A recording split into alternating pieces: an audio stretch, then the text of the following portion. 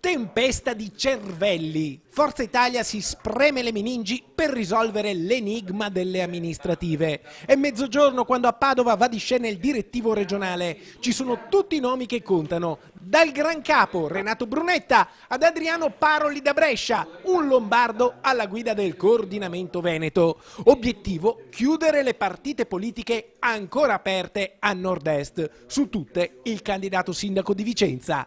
Forza Italia non ha cambiato il proprio atteggiamento e ancora fa il nome di Fabio Mantovani. Forza Italia non ha cambiato il suo atteggiamento, ma l'alleato, a quanto pare, sì.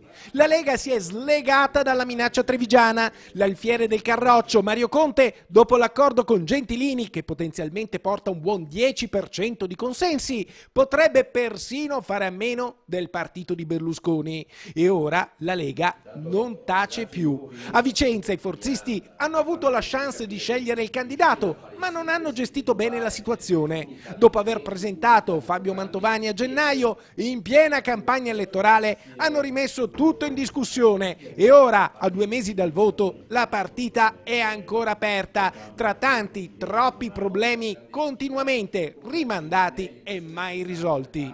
I problemi sono quelli di non avere tutto il centrodestra unito, sono che c'è un altro candidato di centrodestra che è Francesco Rucco, c'è il problema di non avere ancora dato il via a una campagna elettorale, siamo molto in ritardo.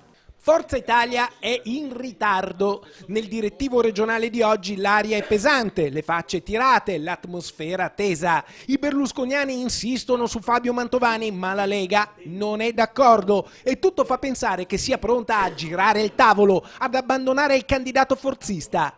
Il Carroccio ha pronto l'ennesimo alfiere? Beh, forse no, la matematica non lo permette. Il centrodestra è già spaccato in due, tra Fabio Mantovani da una parte e Francesco Rucco, il volto delle liste civiche, dall'altra. Un terzo candidato significherebbe frastagliare ancora di più il centrodestra, col risultato che tra i 3 litiganti finirebbero col godere il centrosinistra e il Movimento 5 Stelle. Quindi la scelta è obbligata. O la Lega resta su Fabio Mantovani oppure divorzia da Forza Italia e sposa Francesco Rucco, già appoggiato da Fratelli d'Italia. Un ribaltamento clamoroso, ma i tempi potrebbero essere maturi. Teniamoci forte, la giostra del centrodestra accelera per l'ultimo giro e qualcuno potrebbe essere sbalzato fuori.